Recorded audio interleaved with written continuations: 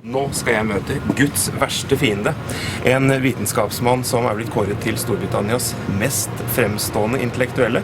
Han heter Richard Dawkins, og i denne boka, som handler om Gud selvfølgelig, så går han til frontalangrep.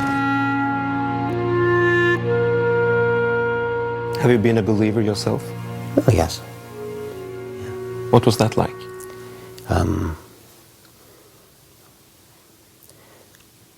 Rather boring, really. Why was that boring? Well, it's a small-minded view of the world. It's petty, parochial. It doesn't do justice to the grandeur of the world. I think a lot of people are being provoked by this because they feel that seeing the world through religious eyes, so to speak, make it fantastic.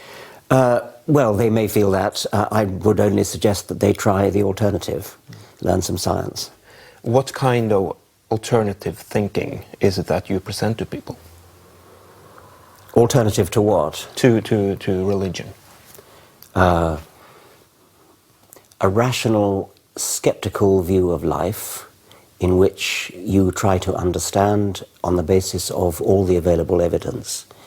And nowadays there's a tremendous lot of available evidence, a huge amount of available evidence. You can't have scientific evidence on spiritual matters. Because? Because they're not subject to the same inquiry. It's another branch, so to speak. It's another form of information, completely different from the scientific, physical one. Science is one thing, but those who are religious, they say that faith is something different. It's faith because it's a belief. It's nothing that you could prove. What a fatuous reason for believing something. I mean, how could you possibly respect that as a reason for believing something? Just say, oh, it's my faith, when you know perfectly well that it's your faith because it was your parents' faith and your grandparents' faith, and it would be different if you'd been brought up in a different part of the world. But how can so many people be so wrong? Very easily. I mean, just ignorance. Is that what you mean? People are ignorant? The great majority of people are extremely ignorant of evolution and life. People say, look around you, how can you possibly not believe in God? Just look at the beauty of the trees and the birds and the flowers.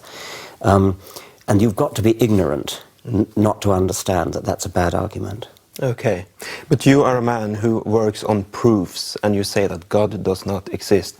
How will you prove that God does not exist? Of course you can't prove that God does not exist. You can't prove that fairies don't exist. You can't prove that Thor and Wotan don't exist. But that's not the point. The onus is on people who want to believe in God, to not prove. Prove's not the right word. Proof is what mathematicians do, but find evidence for. How do you judge the life of this book?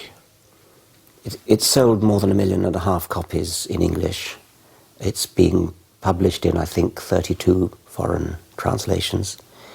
It's still close to the bestseller list. It's on the bestseller list in Britain and America, on the bestseller list in Germany, I think. And what does that tell you, the fact that it's such a huge success?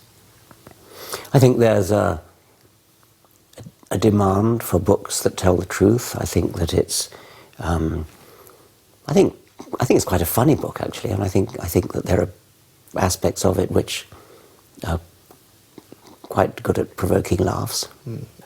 The God of the Old Testament is arguably the most unpleasant character in all fiction. Jealous and proud of it, a petty, unjust, unforgiving control freak, a vindictive, bloodthirsty ethnic cleanser, a misogynistic, homophobic, racist, infanticidal, genocidal, filicidal, pestilential, megalomaniacal, sadomasochistic, capriciously malevolent bully.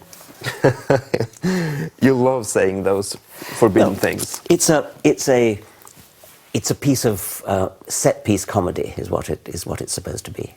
And it does get laughs, yeah. Men selv om publikum ler under opplesninger, det mange lesere som lar seg provosere. Og enkelte i så stor grad at de har tatt til motmæle i bokform. If I want to read a book that goes against this one, and if you could show it to me, would that be possible? In the bookstore we found a small library with books that are going against this. Yeah, there are about 14 of them, yes. How do you feel about that? You can look at them on my website. There's a section of the website called Flea's Corner. It comes from a quote from the poet W.B. Yeats, the Irish poet Yeats, who said, "But was there ever dog that praised his fleas?" And there are about 14 of those books. They have the names like The Dawkins Delusion, or Deluded by Dawkins, or God is no delusion, or something like that. Yeah, because there are both colleague atheists and believers Yeah. who have been offended. Yes. Well, that's tough. I mean, you know, one should develop a thicker skin than just to be offended by that. You love that. I'm offended by people chewing gum, but I don't sort of start weeping about it. Oh, I'm offended. En liten rundtur her i bokhandelen har medført at vi har funnet 4 bøker som er motsvar til boka til Richard Dawkins. Det er både troende og andre ateister som føler seg provoserte av framgangsmåten. Men det er ikke bare her han får motbør. Vår egen Thomas Hylland Eriksen går også ut mot Richard Dawkins i bokform. Hvis du sier at alle svaner er hvite, så vil du tro det helt til du støter på en svart svane. Og du vil ikke vite om du før eller siden vil kunne støte på en svart svane. Så du kan rett og slett ikke si at alle svaner er hvite. Og du kan heller ikke si at Gud ikke finnes uten samtidig å si at du vet alt som er verdt å vite om universet. Og det er det folk som Dawkins gjør. Oh, one of these, yes, I'm familiar with this sort of one. For a non-believer like myself, it is a source of great embarrassment to read authors of this kind. With friends like this, you can do rather well without enemies. This is very, very common. Okay. There are lots and lots of atheists who love religion. They don't actually believe it, but they like the idea that other people like religion, have religion. Det er et forsøk på å plassere folk i bås. Altså, det jeg vil si er at det bør heller være gåtefullt for Richard Dawkins, som da går inn for en darwinistisk syn på mennesket, hvordan han kan ha blitt så forskjellig fra, la oss si, 95% av verdens befolkning, og er så totalt blottet for nysgjerrighet med hensyn til hva slags verden de lever i. Det jeg er interessert i er å forstå hva det er religiøse mennesker har skjønt, som jeg ikke har skjønt, for jeg er sikker på at det er noe, og av og til får jeg et glimt av det. Dawkins and Hitchens have all the typical characteristics of fundamentalism. Fundamentalists believe what they do because they have a holy book. I believe what I do because of evidence. Man kan si at Thomas Huxley var Darwins bulldog. Det var han som gikk ut i krigen for Darwin på 1800-tallet. I våre dager er det Dawkins som er Darwins snekker, og han har en veldig god hammer. Problemet er bare det at hvis en hammer er ditt eneste redskap, så vil du behandle alt som om det var spiker. A cocksure attitude and a deep suspicion of any view of the world which differs from their own. This is all the kind of criticism you get when people run out of real criticism. Where's the evidence? Find something that's actually wrong with something that people like Hitchens and me say. And if you can't find anything wrong, what you do is you criticize the tone and call it cocksure.